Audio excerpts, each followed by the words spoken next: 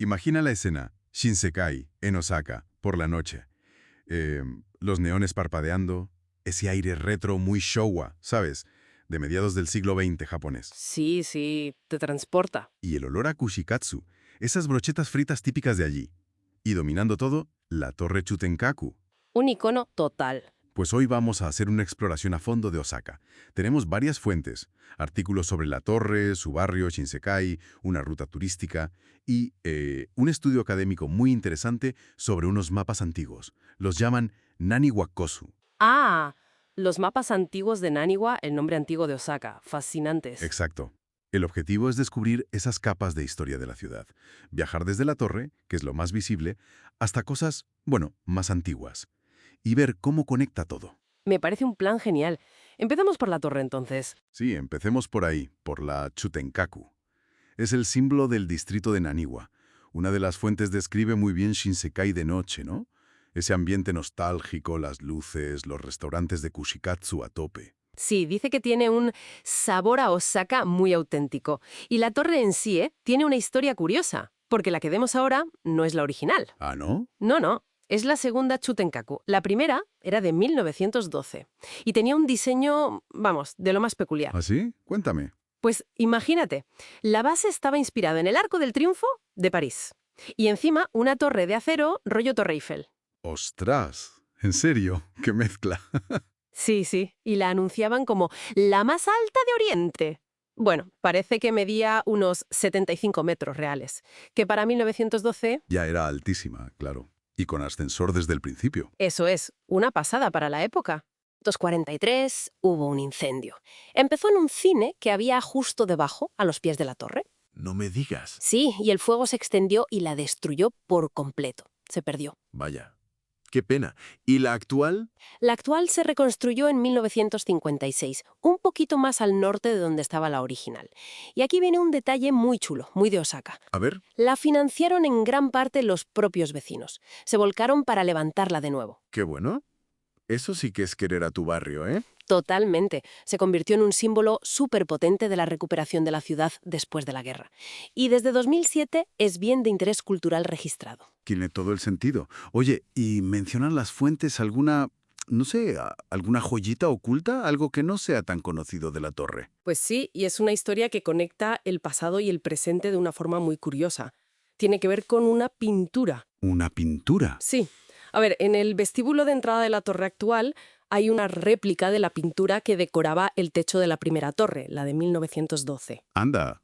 ¿Y qué tiene de especial? Pues lo fascinante es quién la pagó. La pintura original, la de 1912, la patrocinó una empresa de cosméticos, Nakayama Taiyodo, Vale. y esta réplica, que se hizo en 2013, después de una renovación de la torre, la patrocinó la misma compañía. Bueno, hoy se llama Clus Cosmetics, pero es la misma. No me digas. Más de 100 años después. Exacto. Casi un siglo de conexión entre la empresa y el símbolo de la ciudad. Es un detalle genial, de orgullo cívico y de historia comercial, ¿no?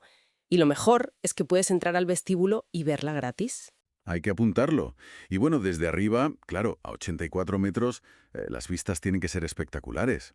El castillo de Osaka, el Abeno Harukas, que es el rascacielos más alto. Sí, las fuentes dicen que se ve todo, hasta el tranvía Hankai, que desde allí parece de juguete. Y la ruta turística que mencionamos también sugiere explorar los alrededores. Dice que cerca está el santuario Yasui, el Teatro Nacional de Bunraku. Eso es, el teatro de marionetas tradicional japonés. La zona de alrededor de la torre tiene mucha miga también, para ir andando y descubriendo cosas. Claro. Y justo eso, ver la Osaka de hoy desde la torre, te hace pensar cómo veían su propia ciudad la gente de antes, sobre todo en épocas de muchos cambios. Y eso nos lleva a lo otro que mencionan las fuentes, los Naniwa-kozu, esos mapas antiguos de Osaka del periodo Edo. Ah, sí, los Naniwa-kousu son súper interesantes, porque, a ver, la mayoría no eran mapas de cómo era Osaka en el periodo Edo, ¿eh? Ah, no. ¿Y entonces? Eran mapas de cómo la gente de entonces se imaginaba que había sido Osaka en el pasado muy antiguo. Lo llamaban Kakonobasho, el lugar del pasado. O sea, como mapas históricos hechos por fans de la historia de la época. Algo así, sí.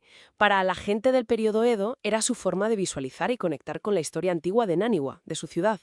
Pero si se lo imaginaban, ¿eran precisos o eran, vamos, inventados? Porque suena un poco a falsificación histórica. Ahí está la clave. Al principio, los académicos modernos sí que los vieron un poco como eso, como gansaku o hisaku, falsificaciones o trabajos poco fiables. Pero el estudio que manejamos dice otra cosa. ¿Qué dice? Pues que su valor real no está en si clavaban la geografía antigua o no, sino en entender por qué los hacían y por qué eran tan populares. Vale, ¿y por qué? Pues por dos cosas, principalmente. Primero, porque en el periodo Edo hubo un boom de interés por la historia. La gente viajaba más, leía guías, había corrientes intelectuales. Y segundo, y esto es crucial, por los cambios físicos tan bestias que estaba sufriendo Osaka. Cambios físicos. Sí, desviaron ríos enormes, como el Yamato. Ganaron un montón de terreno al mar. El paisaje cambió radicalmente. Y claro, la gente veía eso y se preguntaba, oye, ¿y cómo era Osaka antes de todo esto? Ah, claro. Los mapas serían una forma de aferrarse a algo conocido frente a tanto cambio. Exacto. Una herramienta para entender su propia ciudad en transformación, para navegar el tiempo, no solo el espacio. Qué interesante. ¿Y eran todos los mapas iguales o había distintos tipos? Había distintos tipos, sí.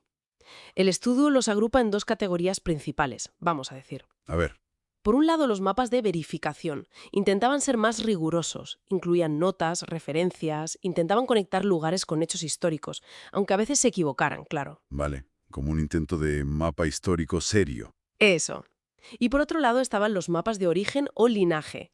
Estos eran a menudo dibujados a mano y, bueno, a veces se inventaban orígenes medievales súper antiguos y prestigiosos para ciertos sitios. En plan, esto viene de la época de los samuráis legendarios. Exacto. Apelaban más a la tradición, a la autoridad del pasado, aunque fuera un poco legendario. Fíjate, hay un ejemplo muy bueno.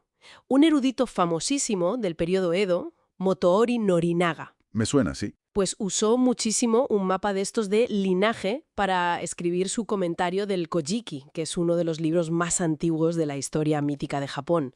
Se fió de esa representación imaginada. O sea, que podías elegir el mapa según lo que te interesara. ¿Buscabas algo más basado en investigación o preferías una historia de origen más épica, aunque no fuera tan real? Justo eso. Demuestra cómo consumían y valoraban la información en esa época. Estos mapas son mucho más que papel pintado, ¿sabes? Son artefactos culturales. Nos cuentan cómo la gente del periodo Edo se relacionaba con su pasado, con su identidad y con una ciudad que no paraba de cambiarles bajo los pies. Ya se enfrentaron a eso de entender su historia mientras su ciudad se transformaba. Exacto. Y eso, fíjate, nos lleva a pensar en nosotros, ¿no? Ahora dejamos una cantidad de mapas y registros digitales brutal, ¿Cierto? viendo cómo se interpretaron, se usaron y a veces se malinterpretaron los Naniwakozu. ¿Cómo van a interpretar las generaciones futuras nuestro presente? ¿Qué sacarán en claro de toda la información digital que estamos dejando? Buena pregunta. ¿Qué considerarán ellos que es valioso? ¿Qué descartarán como, bueno, como ruido o como las falsificaciones de nuestra propia era digital? Es algo para reflexionar.